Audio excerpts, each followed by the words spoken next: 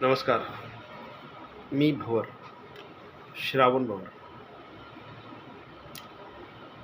आज एक कविता सादर करतो. कवितेचं नाव आहे दान. दान अमावस्येचं. सकाळी सकाळीच अमावस्या मागणारी मावशी दारात आली. सकाळी सकाळीच अमावस्या मागणारी मावशी दारात आली. अमावस्या वाढव माय म्हणत लांबलचक आरोळी दिली. अमावस्या वाढव माय म्हणत लांबलचक आरोळी दिली. बायकोनं मग ताटात मीठ, मिरच्या, तेल, पीठ, चिल्लर बरंच काही दिलं. बायकोनं मग ताटात मीठ, मिरच्या, तेल, पीठ, चिल्लर बरंच काही दिलं. वेगवेगळ्या पिवशीत घेऊन तिनं कल्याण हो असं दान दिलं. ते सारं वेगवेगळ्या पिवशीत घेऊन तिनं कल्याण हो असं दान दिलं. स्मित हास्यानं ती मग पुढच्या दारी गेली. स्मित हास्यानं ती मग पुढच्या दारी गेली. कंबरेत वाकतच पुन्हा तिने मोठ्याने आरोळी दिली. नजर चुकवत मी तिचा पाठलाग करत जाई. ती सगळ्या गल्लीत मागत होती अमावस्या वाढव माई. गल्लीतल्या सगळ्यांनी तिला आपापल्या परीनं काही ना काही पदरात तिच्या टाकलं. गल्लीतल्या सगळ्यांनी तिला आपापल्या परीनं काही ना काही पदरात तिच्या टाकलं. मोठ्या दिलानं तिनं सर्वांना कल्याणाचं आशीर्वादाचं दान दिलं. गल्लीत जसं घडलं वाडी वस्तीत गावात सगळीकडं तसंच व्हायचं. गल्लीत जसं घडलं वाडी वस्ती गावात सगळीकडं तसंच व्हायचं. प्रत्येकजण तिला मूठभर चिमूटभर आपापल्या परीनं द्यायचं. सोसायटी अपार्टमेंटकडे पाय तिचे वळले. मग सोसायटी अपार्टमेंटकडे पाय तिचे वळले.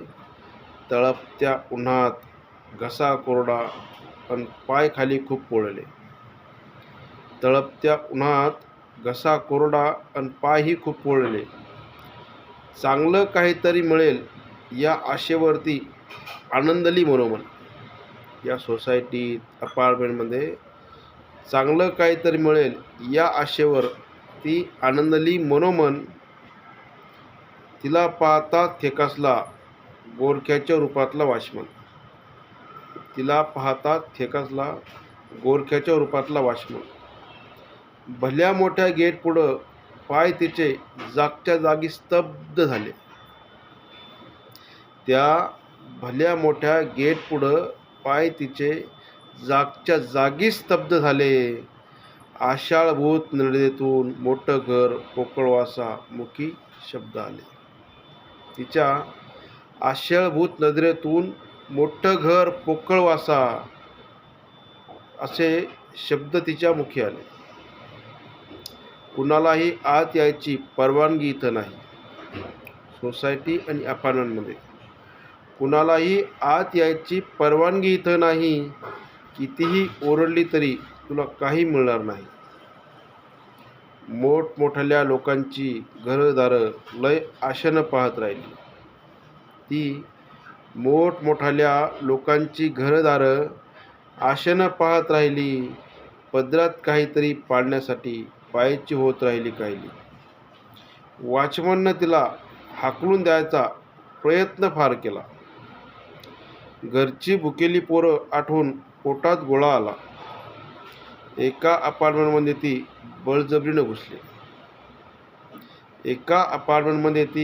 बळजबरीनं घुसली. भलं मोठं कुत्रं पाहतात दातकिळी तिची बसली. कसा बसा जीव वाचवत गेट तिनं गाठलं. त्या अपार्टमेंटचं सोसायटीचं कसा बसा जीव वाचवत गेट तिनं गाठलं. होतं नव्हतं लुगडं तेही अडकून फाटलं. होतं नव्हतं लुगडं तेही अडकून फाटलं.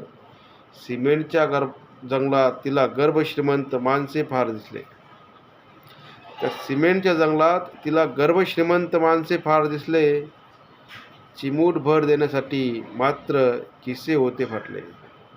चिमूट भर देण्यासाठी मात्र त्यांचे खिसे होते फाटले. प्रत्येकाने आपलं स्टेटस जपत तिला बाहेरच्या बाहेर हाकलून लावलं. त्या सोसायटी अपार्टमेंटमधल्या प्रत्येकाने आपलं स्टेटस जपत तिला बाहेरच्या बाहेर हाकलून लावलं. घंटाभर फिरली उन्हातानात पण हाती काही नाही गावलं. घंटाभर फिरली उन्हातानात पण हाती काही नाही गावलं. थकून भागून मग ती झाडाखाली बसली. गाव, वस्ती, वाडी आणि सोसायटी अपार्टमेंटमधली दुरी तिला दिसली. थकून भागून मग ती झाडाखाली बसली. गाव, वस्ती, वाडी आणि सोसायटी अपार्टमेंटमधली दुरी तिला दिसली. भारतात राहणाऱ्यांनी तिला चिमूटभर पदरी तिच्या दिलं. भारतात राहणाऱ्यांनी तिला चिमूटभर पदरी तिच्या दिलं. इंडियावाल्यांनी तर गेटवरच नाकाबंदी तिला केलं. इंडियावाल्यांनी तर गेटवरच नाकाबंदी तिला केलं. पुन्हा गावाकडे वळावं असं तिला राहून राहून वाटे. पुन्हा घराकडे वळावं असं तिला राहून राहून वाटे. माणसातली दरी पाहून कंठ तिचा दाटे. आपण प्रगत होऊ राहिलो म्हणजे नेमकं काय कमावतो? आपण प्रगत होऊ लागलो म्हणजे नेमकं काय कमावतो? माणूस असून माणसातली माणुसकीही गमावतो. देणारे आणि घेणारे एकाच वाटेचे प्रवासी. या जगात देणारे आणि घेणारे एकाच वाटेचे प्रवासी. दोघांचाही हिसाब आहे त्याच्यापाशी. दोघांचाही हिसाब आहे त्या वरच्यापाशी. खरंच आपण प्रगत झालो म्हणजे नेमकं हाती काय गावलं? विचार करा. खरंच आपण प्रगत झालो म्हणजे नेमकं हाती काय गावलं? शहरात राहतो म्हणून काय माणूस पण गमावलं. मागायची वेळ तर कधी कुणावरच येऊ नये. मागायची वेळ तर कधी कुणावरच येऊ नये. मागणाऱ्यांनाही प्रवेश नाही किमान असं तरी लिहू नये. मागायची वेळ कुणाकडं पदर पसरण्याची वेळ. मागायची वेळ तर कधी कुणाकडंच येऊ नये. किमान मागणाऱ्यांना प्रवेश नाही किमान असं तरी लिहू नये.